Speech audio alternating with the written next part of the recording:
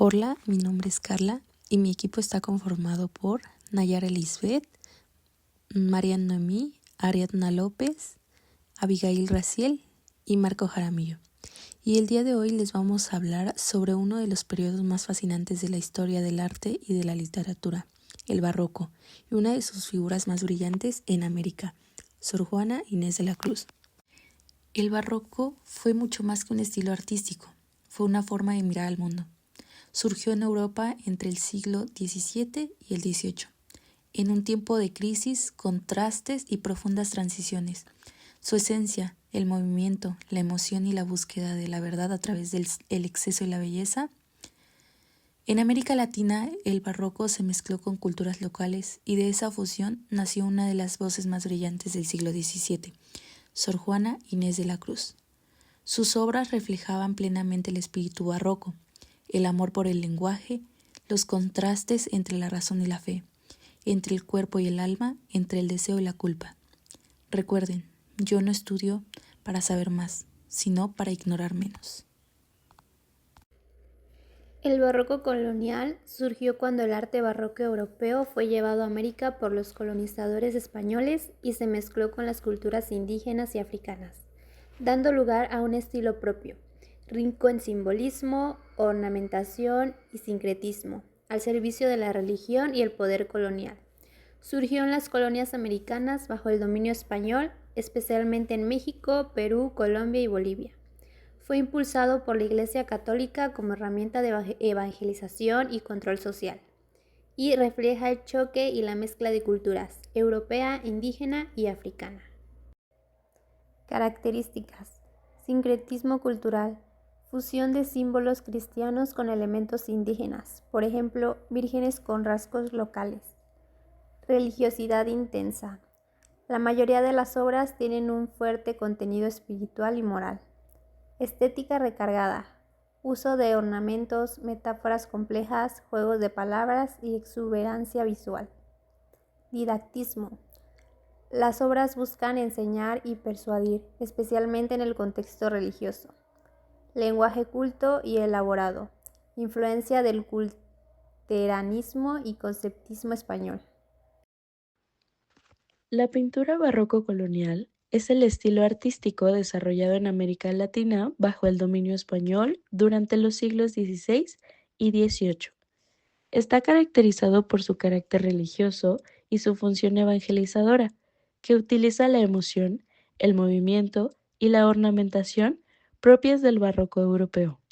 Sin embargo, integra elementos locales, como la flora y fauna andinas, y desarrolla estilos propios en centros como Cusco y Quito, donde artesanos indígenas, mestizos y criollos dieron lugar a la iconografía del Nuevo Mundo y a composiciones técnicas únicas.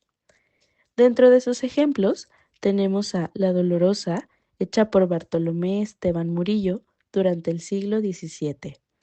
Es una representación típica de la Virgen Dolorosa, cargada de dramatismo y emoción. También tenemos Las Meninas, hecha por Diego Velázquez en España entre los años 1599 y 1660. Esta es una de las obras maestras del barroco y es célebre por su compleja composición y perspectivas. Por último, tenemos De español y mestiza, castiza, hecha por Miguel Cabrera durante la Nueva España en 1763. Esta es una representación de una familia identificada por su grado de mestizaje, o sea, una pintura de castas. La arquitectura barroca se desarrolló entre finales del siglo XVI y la primera mitad del siglo XVIII aproximadamente. Surgió en Italia y desde ahí se extendió a toda Europa. Se irradicó también en América Latina por medio de la colonización. La arquitectura barroca domina la riqueza ornamental, la monumentalidad y el efectismo. Sin embargo, el barroco no fue el estilo unificado, sino una tendencia que se interpretó en la manera particular en cada país y región.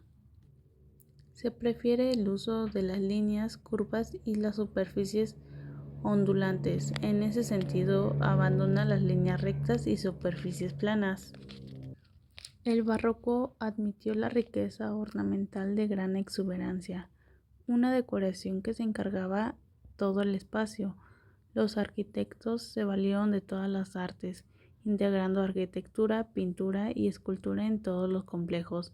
Fueron válidos también en los juegos de espejos y las ilusiones ópticas. Se produjo una transformación del teatro, tanto en forma como en contenido, especialmente en el género dramático, el cual superó en calidad y cantidad a la etapa anterior. El resurgir de la comedia en España se distinguió por la fórmula clásica bajo el nombre de Comedia Nueva, uno de los mayores exponentes de Lope de Vega.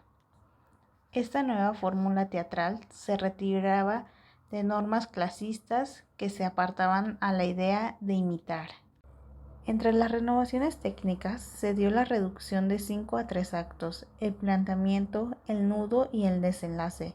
También la vulneración de la regla de las 3 unidades, la cual imponía un solo lugar, un tiempo de desarrollo de trama en un solo día y una sola acción. Uno de los representantes y obras del barroco literario fue Luis de Góngora. Este poeta fue el creador y mayor representante de la poesía culterana. Su obra destaca por la dificultad conceptista y a través del cual exalta una realidad embellecida. En su poesía predominan dos estilos, el popular de metros cortos y la poesía culterana, en la que destacan obras como sonetos, la fábula de Polifemo y Galatea y Soledades. Otro personaje importante en las obras del barroco literario fue Francisco de Quevedo, la figura más representativa en la poesía conceptista. Asimismo, destacó por ser el autor de ensayo y novela. Dedicó su vida a la literatura y a la política, que le llevó incluso a estar involucrado en distintos pleitos que lo llevaron a prisión. Su creación poética destaca en la temática moral, en la que reflexiona sobre la razón y el sentido de la vida. En segundo lugar, la poesía amorosa, donde el amor es algo inalcanzable, una disputa donde no hay cabida para la dicha. Por otro lado, el de la temática burlesca, en la que destaca por la caricatura y deformar el mundo. Finalmente, en la poesía política reflexiona sobre España y aquella corrupción. Entre sus obras más destacadas encontramos Historia de la vida del Buscón, Sueños y discursos y Política de Dios. Y por último, Lope de Vega, que fue uno de los autores más significativos de la literatura española. Cultivó casi todos los géneros. Con una gran formación en humanidades, produjo una cuantiosa creación de variedad en la que se conserva 500 obras. Desarrolló la poesía lírica, la poesía épica, la poesía satírica y la burlesca y la tipo popular. Entre sus obras más destacadas encontramos La hermosa Esther, La dama boba y El perro de hortelano. Compañeros, el día de hoy les hablaré de la vida de Juana de Asbaje Ramírez de Santillana, mejor conocido por todos ustedes y por un servidor como Sor Juana Inés de la Cruz, quien fue una religiosa de la Orden de las Jerónimas, destacando como escritora novohispana, y es a quien se le conoció como la 10ª musa. También podremos decir que fue una brillante exponente del siglo de oro de la literatura en español, destacando que también incorporó el náhuatl clásico a su creación poética, destacándose su estilo como barroco. Dentro de sus datos biográficos se puede mencionar que también es conocida por algunos historiadores como Juana de Asbaje.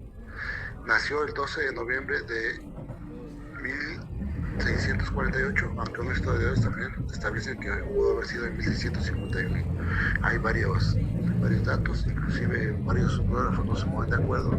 Yo me sorprendí, la verdad, porque incluso chequé que Octavio Paz fue uno de sus grandes seguidores.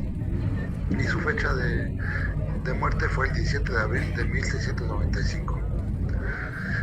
Y sus restos fueron enterrados en el convento de San Jerónimo, que se encuentra ubicado en el centro histórico de la Ciudad de México.